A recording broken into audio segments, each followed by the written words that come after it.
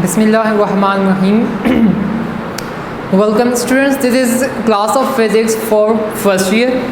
अपना आज का टॉपिक स्टार्ट करने से पहले हम लोग इससे पहले जो टॉपिक स्टडी कर चुके हैं उनको रिवाइज कर लेते हैं, उनको रिव्यू कर लेते हैं. In the previous lectures we were studying about rounding off and scientific significant figures. और स्टूडेंट्स इन दोनों टॉपिक से रिलेटेड हम लोगों ने ईटीए के एमसीक्यूज़ को भी डिस्कस किया था. Today what we are going to discuss is about the errors that arise in the measurement. जब आप किसी फ़िज़िकल क्वांटिटी को मेजर कर रहे होते हो तो उस फ़िज़िकल क्वांटिटी को मेजरमेंट करने के दौरान जो एरर्स आते हैं उनको आज हम लोग डिस्कस करेंगे. In this topic we will first define what the errors are actually, then we will discuss the types of the errors and then we will discuss the reasons कि ये errors क्यों हमारी measurement में आते हैं, and then we will discuss कि किस तरह से हम लोग इन errors को अपनी measurement में से remove कर सकते हैं, कम कर सकते हैं.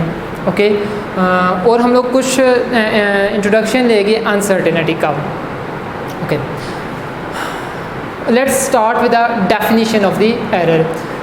डेफिनीशन की तरफ जाने से पहले स्टूडेंट्स मैं आप लोगों को एक एग्जांपल देता हूँ और एग्जांपल से हम लोग इस डेफिनीशन को बेटरली अंडरस्टैंड कर सकते हैं.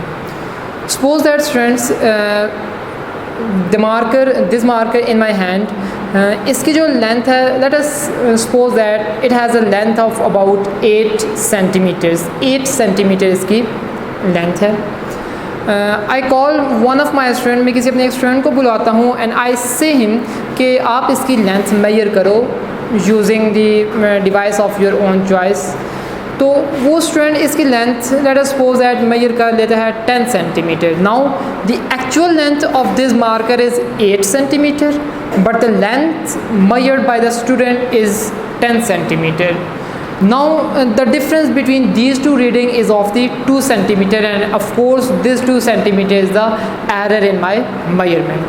So from here I can simply say that error is what? Error is actually the difference between measured value and actual value of any physical quantity. So this is a definition. Let's come to the definition. Error can be defined as the difference between the measured value and actual value of a physical quantity. So कोई भी आपके पास physical quantity है, उसकी एक actual value है. अब आपने उसी physical quantity को measure किया, जो measured और actual value के दरमियान difference है, that is actually the error. So in terms of mathematics, how can you write the error? Here I have indicated error by the symbol delta x. This is equal to the xm stands for the measured value and xa stands for the actual value. So measured value minus actual value, this will give you what? It will give you error. And furthermore I have put sign of absolute here. ये absolute क्यों मैंने put किया? ताकि अगर मेरे पास negative answer आ रहा है तो वो मेरे पास पॉजिटिव में कन्वर्ट हो जाए. सपोज दैट इस मार्कर की जो एक्चुअल लेंथ थी वो थी 8 सेंटीमीटर और किसी स्टूडेंट ने इसकी लेंथ मेजर की है, लेट अस से उसने 5 सेंटीमीटर मेजर कर ली है. So now the measured length is 5 centimetre while the actual length is 8 centimeter. So 5 minus 8, it obviously gives me -3 and this sign of absolute will give me the answer with the positive 3. Okay, 3 centimeter of course. Types of error. Students, in your current book there are only 2 types of errors are discussed, that is random errors and systematic error. और उसी systematic error में further एक type discuss की गई है personal error. In the previous book the error was classified into 3 classes: personal error, systematic error and random error. I am following the previous book only because कि अगर errors को इस तरह से classify करके समझा जाए तो ये students के लिए आसान होती है और they can betterly understand with this sort of the classification. So don't confuse with this much कि previous book में 3 classes हैं, इस book में 2 classes हैं. This is only for your better understanding. So Types of error, we have three different types of error. The first one is the personal error, second one is the systematic error, and the third one is the random error. Okay, एक एक को हम लोग discuss कर देते हैं. So first of all let's come to go through the personal errors. Okay student, ये word से ही क्लियर हो रहा है, it is due to the person. जो बंदा एक्सपेरिमेंट परफॉर्म कर रहा है उसने वो जो बंदा एक्सपेरिमेंट परफॉर्म कर रहा है उसकी अपनी मिस्टेक्स या उसकी अपनी इग्नोरेंस की वजह से जो कोई मेजरमेंट्स में एरर्स आ रहे हैं उन एरर्स को हम लोग पर्सनल एरर्स कहते हैं. So we can simply say that the errors due to the carelessness of experimenter. जो एक्सपेरिमेंट परफॉर्म कर रहा है उसकी केयरलेसनेस की वजह से जो मेजरमेंट्स में एरर आ रहा है, that is type of the personal error. या इम्प्रॉपर नॉलेज ऑफ इंस्ट्रूमेंट, जो इंस्ट्रूमेंट यूज़ किया जा रहा है, चाहे वो CRO है, वर्नियर कैलिपर है, स्क्रू गेज है, स्पेरोमीटर है, कोई भी जो इंस्ट्रूमेंट जो यूज़ किया जा रहा है उसके बारे में जो एक्सपेरिमेंट परफॉर्म कर रहा है उसको नॉलेज नहीं है, उसकी वजह से जो एरर आएगा, that error is also called as personal error. Furthermore incorrect reading, जो आपके पास जो आप डिवाइस से जो इंस्ट्रूमेंट यूज़ कर रहे हो for the purpose of experiment, उससे जो रीडिंग आपको मिल रही है वो आप रीडिंग ठीक तरह से नहीं ले रहे हो, इसकी वजह से जो एरर आएगा, that error is also the example of the personal error.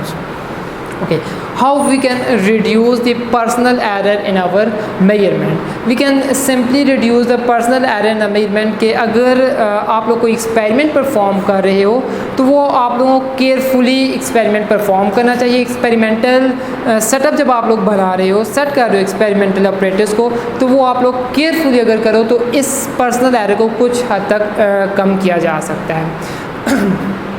Secondly, जो भी आप एक्सपेरिमेंट परफॉर्म कर रहे हो उसके बारे में आपको नो हाउ होनी चाहिए, उसके बारे में आपको डीप नॉलेज होना चाहिए, और उसके बारे में आप लोगों ने थ्योरी को डिटेल में डिस्कस किया हो. तो अगर आपने डिटेल में डिस्कस किया है तो आप पर्सनल एरर को फर्दर जो है कि कम कर सकते हैं. Okay, the next class of error is actually systematic error.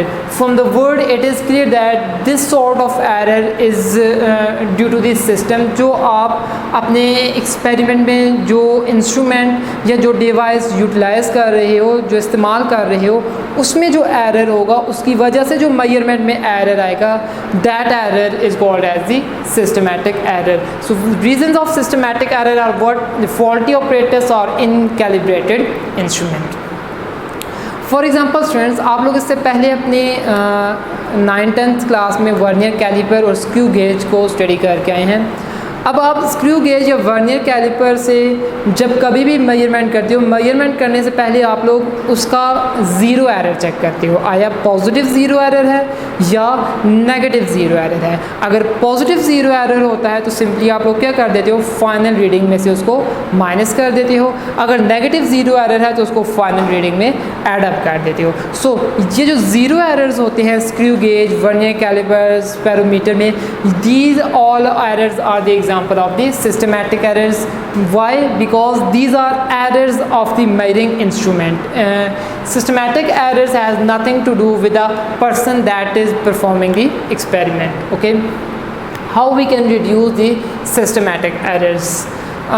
Systematic errors को आप लोग कैसे रिमूव कर सकते हो? फॉर एग्जांपल, अगर आपके पास वर्नियर कैलिपर है, उसमें पॉजिटिव ज़ीरो एरर है या उसमें नेगेटिव ज़ीरो एरर है, तो आप लोग इस एरर को कैसे रिमूव किया करते थे अपने 9th-10th क्लास में? You will do simply what, जो आपके पास फाइनल रीडिंग होती है उस वर्नियर कैलिपर से जो आप लोग फाइनल रीडिंग लेते हो, अगर पॉजिटिव ज़ीरो एरर है वर्नियर कैलिपर में तो आप लोग क्या कर देते हो, उस रीडिंग को ऐड अप कर, उस पॉजिटिव ज़ीरो एरर है तो फाइनल रीडिंग में से माइनस कर देते हैं. अगर नेगेटिव ज़ीरो एरर है तो फाइनल रीडिंग में ऐड अप कर देते हैं. स्टूडेंट, इसको अच्छी तरह से याद रखें कि पॉजिटिव ज़ीरो एरर हमेशा सब्ट्रैक्ट किया जाता है फाइनल रीडिंग में से, नेगेटिव ज़ीरो एरर हमेशा ऐड अप किया जाता है फाइनल रीडिंग में, और समटाइम्स ये चीज़ MCQs में भी पूछी जाती है. ओके, सेकेंडली आप लोगों को इस एरर को मज़ीद कैसे रिड्यूस कर सकते हो कि जो आप डिवाइस या जो इंस्ट्रूमेंट यूज़ कर रहे हो उसको यूज़ करने से पहले आप लोग कैलिब्रेट कर लें। कैलिब्रेट क्या है कि अगर आपके पास कोई फॉल्टी इंस्ट्रूमेंट है उसको किसी एक्यूरेट इंस्ट्रूमेंट के साथ कंपेयर कर लें और उस जो फॉल्टी इंस्ट्रूमेंट में जो फॉल्ट है वो ट्रेस आउट कर लें और फाइनल रीडिंग में उसको मैनिपुलेट करें। This thing is called as the calibration. So by calibrating you can reduce the systematic error in your measurement. Okay, here I have an ETI MCQs. The error which has same effect on all the measurements. इसके students इसको इस ETI के MCQs को एक example के साथ समझ लेते हैं। Suppose that you have a meter rod और उस मीटर रॉड में एरर है। लेट सपोज दैट उसमें जो एरर है 0.1 सेंटीमीटर का एरर है। वो मीटर रॉड जो है वो जो एग्जैक्ट मीटर रॉड है उससे 0.1 सेंटीमीटर बड़ा है। अब जब आप लोग उस जो फॉल्टी मीटर रॉड है उसकी मदद से जब कभी भी लेंथ मेजर करोगे वो हमेशा आपको 0.1 सेंटीमीटर ग्रेटर लेंथ ही मिलेगी। आप लोग उसकी मदद से किसी रोप की मेजरमेंट करो, आप लोग उसकी मदद से किसी स्ट्रिंग की मेजरमेंट करो, किसी वुड की मेजरमेंट करो, किसी रूम के लेंथ की मेजरमेंट करो, हमेशा आपको 0.1 सेंटीमीटर पर फुट वो 0.1 सेंटीमीटर जो है वो हमेशा आपको ज़्यादा ही रीडिंग मिलेगी। इसका मतलब ये हुआ कि जो आपके पास सिस्टमेटिक एरर्स हो जाते हैं, जो आपके पास डिवाइस की वजह से आते हैं, उसका हमेशा हर मेजरमेंट के ऊपर सेम इफेक्ट होता है। So we can simply say that the error which has same effect on all the measurements is which type of error is actually the systematic error. So here it is what it is simply the systematic error. Okay, let's come to the last class of errors that are the random errors. अब students ये random errors from the word it is clear that कि इनका origin या इनके बारे में exact reason कभी हम लोग प्रिडिक्ट नहीं कर सकते हैं। ये या तो फोरेंसिक एक्सपेरिमेंट इन्वायरमेंटल जो कंडीशंस हैं उनकी चेंजिंग की वजह से भी आ सकता है, या फोरेंसिक इंस्ट्रूमेंट की जो कंडीशंस हैं, जो आपके एक्सपेरिमेंटल सेटअप की कंडीशंस हैं उसमें इश्यूज़ आ जाएँ, उसमें प्रॉब्लम्स आ जाएँ, उसकी वजह से भी एरर आ सकता है। So we can not assign a proper reason to this class of the error. Let's come to the definition. The error that arises due to measurement of same physical quantity under same condition that results into different values. कोई एक ही आपके पास physical quantity है, suppose that इस marker की ही length है, वो आप लोग मल्टीपल टाइम्स मेजर कर रहे हो। कभी आपके पास आ रही है 10 सेंटीमीटर, कभी आप पास आ रही है 4 सेंटीमीटर, कभी आप पास आ रही है 19 सेंटीमीटर, कभी 15 centimetre. So you are not sure और आप इस तरह के एरर को कोई प्रॉपर रीज़न भी नहीं दे सकते हो। So these types of error are called as the random errors.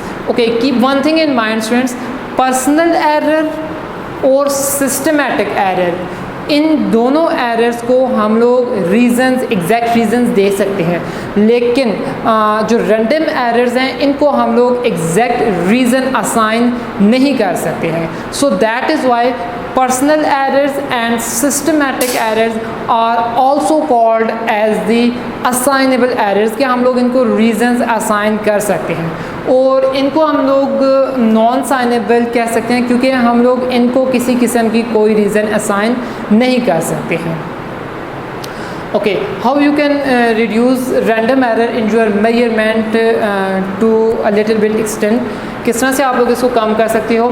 Simply आप लोग जो कोई भी मेजरमेंट कर रहे हो, अगर आपके पास रैंडम एरर आ रहा है तो आप लोग एक फिज़िकल क्वांटिटी की 3, 4, 5 बार मेजरमेंट्स कर लें और मेजरमेंट्स करने के बाद फाइनली क्या कर लें, उसको एवरेज आउट कर दें। और जब आप लोग अपने प्रैक्टिकल की नोटबुक्स पे देखोगे तो उसमें आप लोग जब टेबल्स ऑफ मेजरमेंट को देखोगे तो वहाँ पे आपको 3, 4 मेजरमेंट्स लेके फाइनल पे एक कॉलम मिलेगा जहाँ पे आप लोगों ने इन सारी की सारी मेजरमेंट्स को एवरेज आउट करना होगा। ताकि उसकी रीज़न क्या होती है? उसकी रीज़न ये होती है ताकि आपके पास जो रैंडम एरर्स आ रहे हैं उन रैंडम एरर्स को मिनिमाइज़ किया जा सके। ओके, इससे रिलेटेड मेरे पास ETMCs हैं. Random errors are also called as, of course इनको कोई रीज़न नहीं हम लोग दे सकते, they are called as non assignable errors. And the second MCQ is the error which has this is a repeated MCQ. Actually this MCQ should be, let me have a duster. This MCQ should be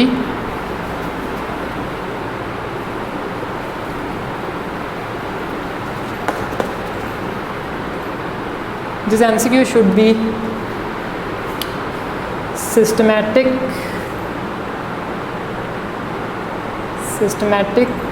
and random errors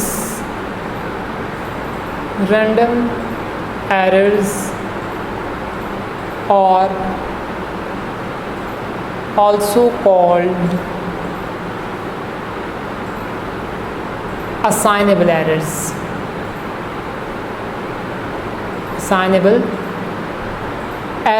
Why they are called as assignable errors? Because of course we can assign particular reason to these type of errors, and random errors we cannot assign a solid reason to these type of error, so these are also called as the non-signable errors. Non-signable errors. Okay, finally students, these all sort of errors gives us a doubt about the measurement. मतलब ये जितने के जितने errors हैं इनकी वजह से हमारी measurement में हमें doubt आता है, हमारी measurement में कुछ थोड़ा सा doubt exist करता है, and that much amount of doubt in our measurement, that much amount of doubt is actually called as the uncertainty in our measurement.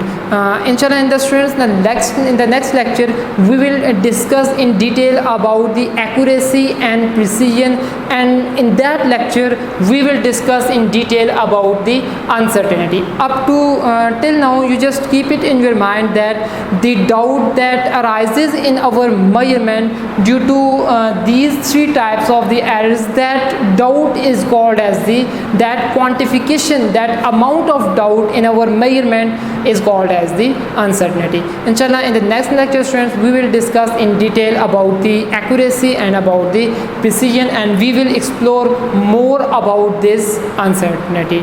Thank you very much.